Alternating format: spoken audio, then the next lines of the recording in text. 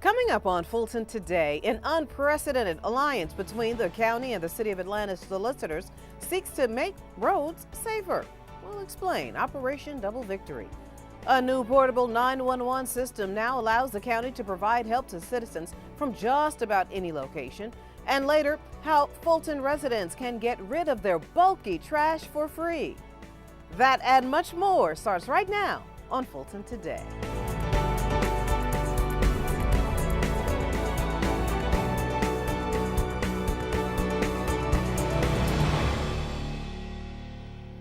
Welcome to Fulton Today, everybody. I'm Shania Chavis-Rucker. The average time it takes to charge someone in a DUI case can range between 4 to 18 months. Well, according to Fulton Solicitor General, a new program created by his office and the City of Atlanta solicitor will greatly reduce that time. This program is called Operation Double Victory.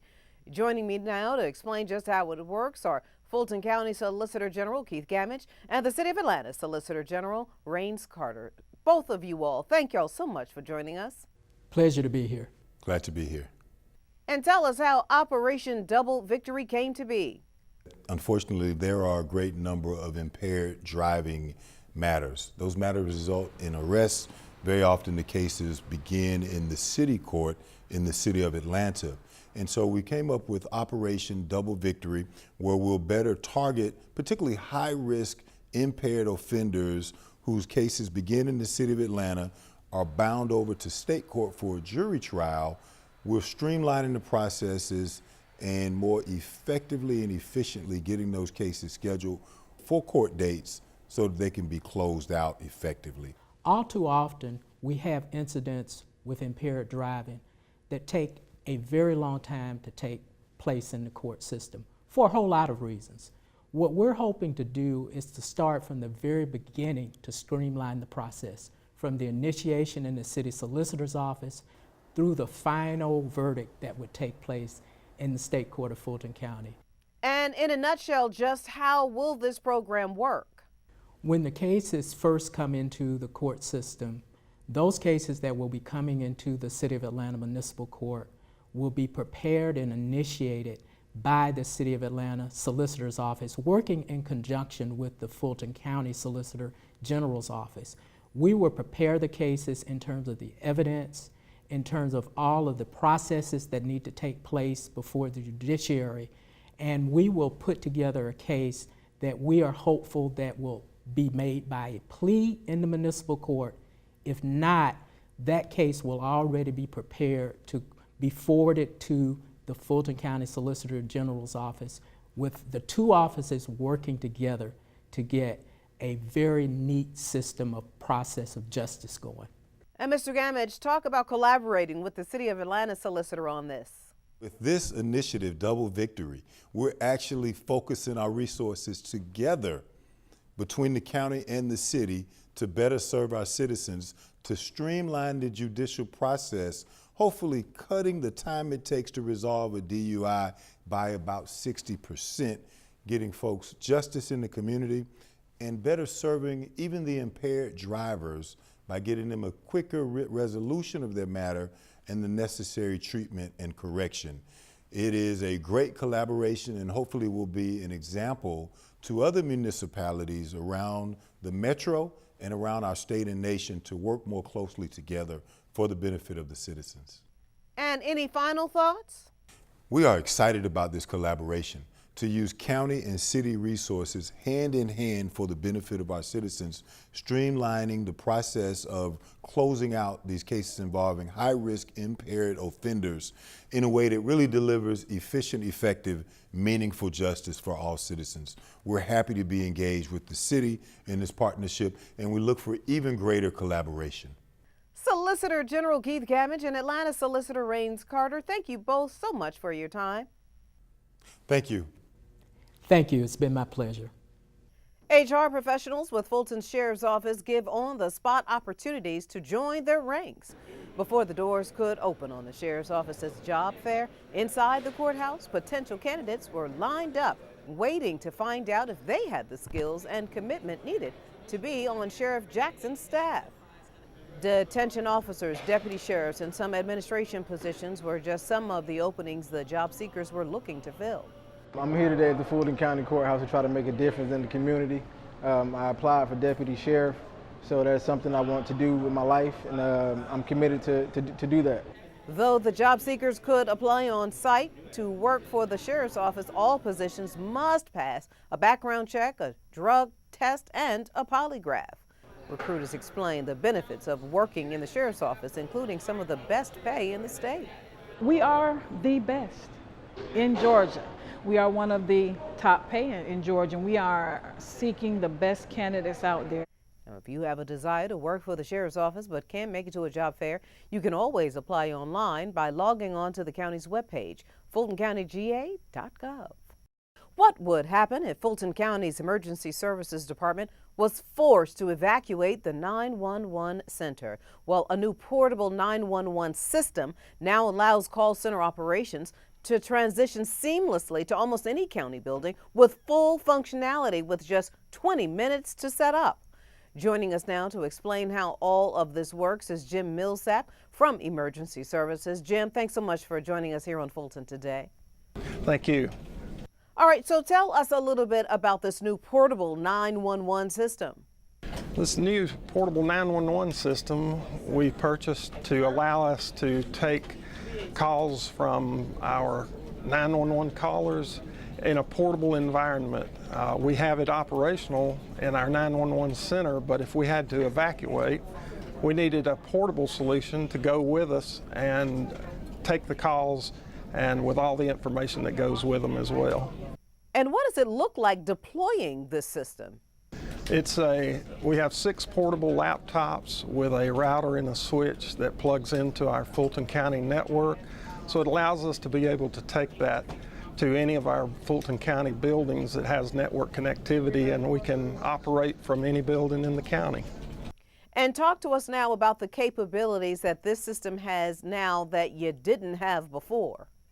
We have the ability now to vacate our existing 911 center in the event of an evacuation and take our laptops with us to any of the locations and set it up and remotely be able to receive caller ID information, location, cell phone locations, and even text to 911.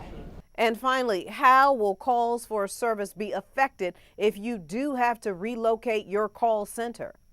Our calls will automatically switch when we make the phone call to Atlanta 911 until we get to the new location.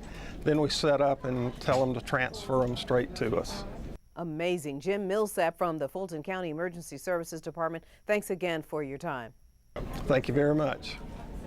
Citizens in the County Citizens University class head to the polls for a unique learning experience. Representatives of the Department of Registration and Elections took a brief break from their November election preparations to explain to the class the functions of the department's divisions. The class then watched a demonstration of one of the county's voting machines. After that, they got to create their own ballot card. I was always curious about how does this work, because a lot of times we often to complain about something. I'm not, but I've seen people complain about voting when they get to the polls. But how is this set up from behind the scenes? And when you get a chance to see how it's done, how it's made, what they do, where it comes from, and it's answering all your questions of the who, what, when, where, and how. An explanation of how poll workers are recruited and the requirements they needed was also given. Next week, Citizens University students will visit the Department of Finance and the Tax Assessor's Office. Marta hears the public's thoughts on proposed bus service changes. Marta representatives engaged in a community exchange session followed by a public hearing. The Metro Atlanta Rapid Transit Authority is looking to modify 7 bus routes: 79, 82, 89, 95, 143, 178, and 172, which would replace Route 872. Marta patrons appreciated the opportunity to have their voices heard. Well, I am really happy to be here this evening along with many other neighbors from Southwest Atlanta who wanted to make it very clear that any proposed changes around the Oakland City and East Point MARTA stations would not be beneficial. I came out with the other residents so I can express what I feel about the bus based on my ride. I ride the bus mostly 4 or 5 days a week. The proposed bus service modifications derived from feedback received from MARTA's customers. We take very seriously what the public has to say, and we do our best to make sure that as we're making good budgetary decisions and that we're good stewards of the money, that we also make sure that we're taking care of the public that rides those buses and those trains. All changes accepted by MARTA's board of directors will become effective on December of this year. And still to come on Fulton Today, Fulton's commissioners welcome commissioners across the state for a networking opportunity. We'll share that story with you in our district by district coverage next.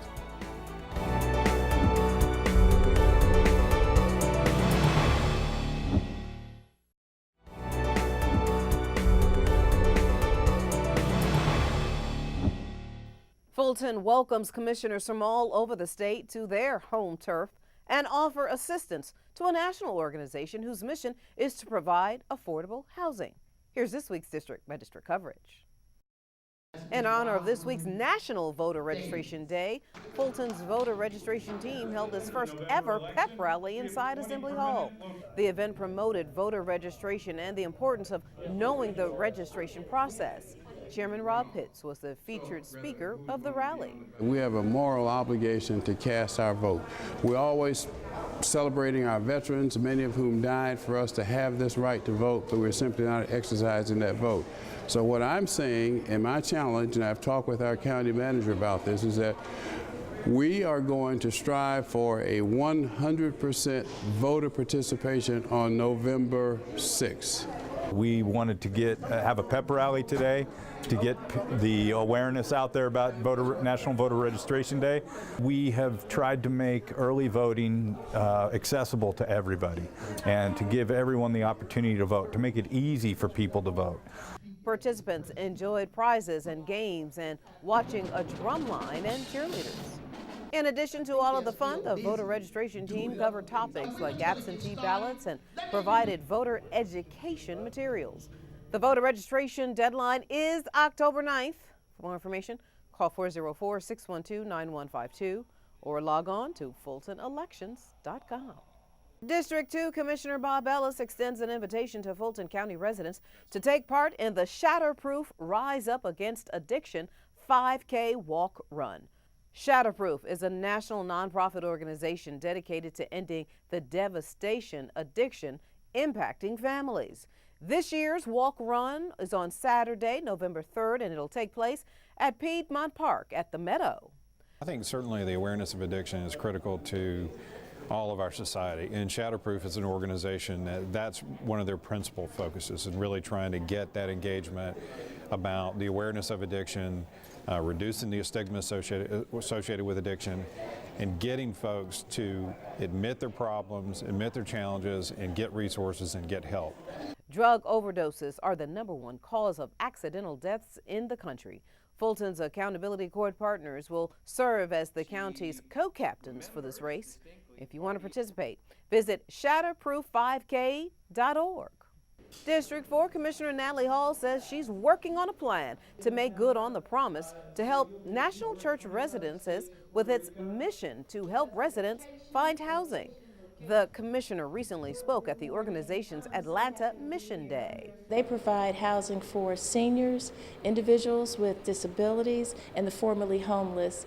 And to me, as the executive sponsor of All People Are Healthy, I believe that everyone needs to have a roof over their head, gainful employment, access to health care and services that they need. We talked earlier about opportunities to bring additional services here to the Imperial, and I can tell by the way she extends herself that she is truly committed to helping people here in the community. National Church Residences has 8 properties in Greater Atlanta. They held Mission Day at each facility, including this one at the Commons at Imperial Hotel. It houses 90 formerly homeless individuals, and we provide not only housing but wraparound services to help them remain independent and hopefully regain the dignity and perhaps even become gainfully employed. National Church Residences serve more than 42,000 seniors through its array of housing and health care services. With 340 communities in 26 states and Puerto Rico, it is the nation's largest not-for-profit provider of affordable senior housing. Each of the 8 housing locations used Mission Day to champion fundraising efforts for their seniors' properties needs. District 5 Commissioner Marvin Arrington Jr. says he plans on putting into practice some of the lessons learned at the 2018 Georgia Association of Black County Officials annual conference. The commissioner, along with Commissioners Natalie Hall, Emma I. Darnell, and Chairman Rob Pitts, served as the host county leadership. Elected and appointed officials from all around the state gathered at the Indigo Hotel in College Park for discussions on everything from engaging social media to team building. It is an opportunity for us to learn best practices, for us to educate ourselves, and for networking amongst county officials. So it's just a great opportunity for us to come together, celebrate, and again, learn and educate ourselves. Commissioner Arrington served as the host of this year's conference. Part of GABCO's purpose is to elevate and recommend legislation related to the black population in various Georgia counties. Now you can catch more of your commissioners at work all this week with the rebroadcast of the Board of Commissioners meeting right here on FGTV. And up next on Fulton Today, why you need to pay attention to the restaurant inspection scores at your local eatery. Stay with us, everybody.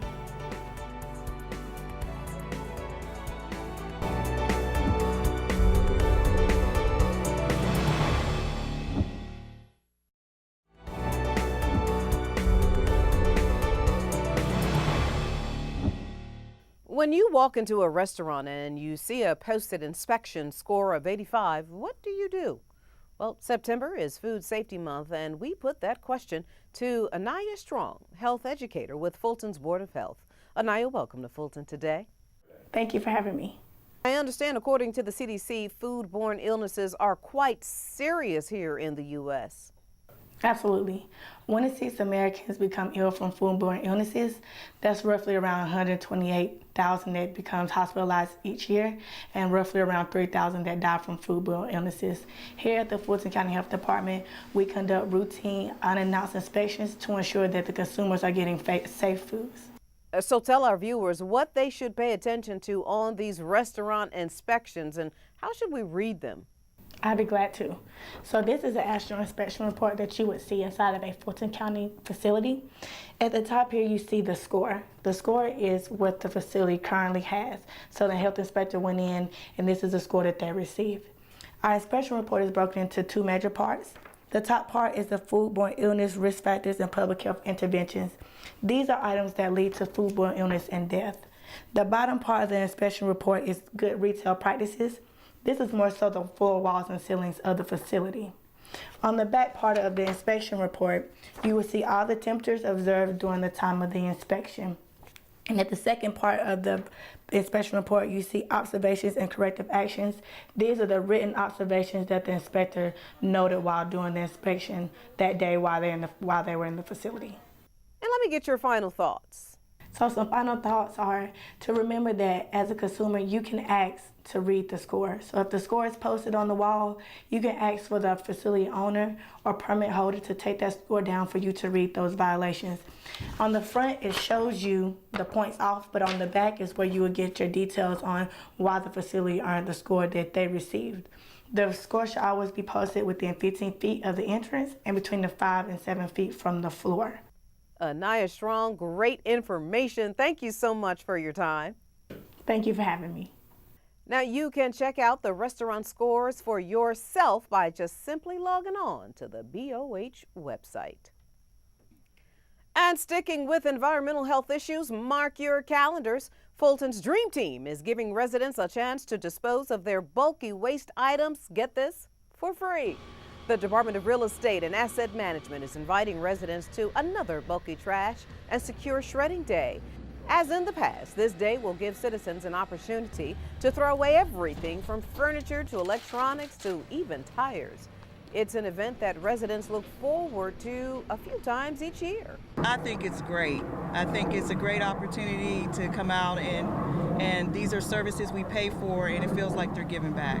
Now, bulky trash and secure shredding day is scheduled, rain or shine, for October 20th from 8 a.m. until 4:30 at the Merck Road Transfer Station. Shredding is available until 2 p.m.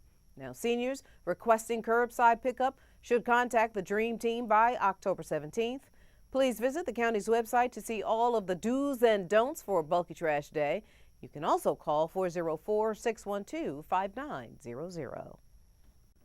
With more than 2,600 children under 13 involved in a car crash every day, or one child every 33 seconds, the Safe Kids Georgia organization is urging parents to be extra vigilant about keeping kids safe in cars.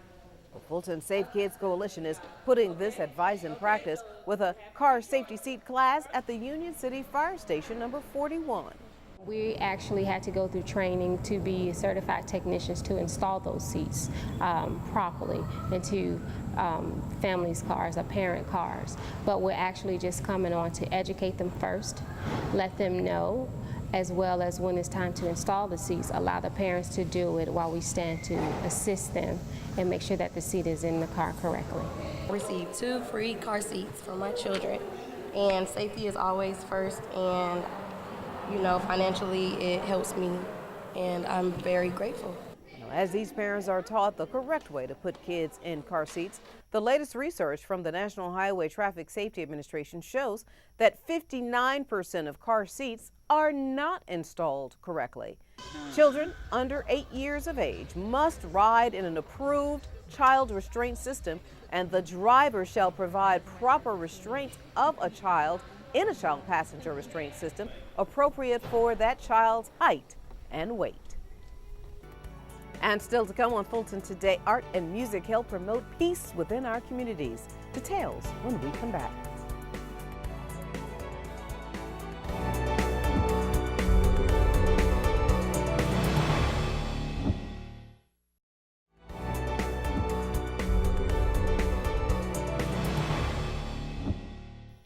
Renovation plans for libraries in Group 3 of the Library Renovation Project are underway.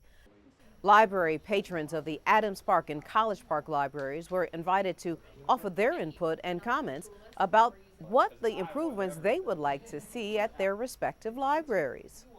Everything went very well. We had a good turnout. We had a room full of people who came to give some input about how they want to see these libraries renovated in the second phase of our capital improvement program.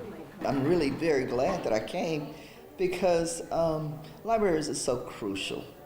And this one needs some attention, and I'm just very glad that we're getting it. Next week, patrons of the Cleveland Avenue, Ponce, Adamsville, Collier Heights, and East Atlanta libraries will get the chance to have their say on improvement plans. After the public meetings are complete, designs will be developed and citizens will be invited back to comment on those proposed changes.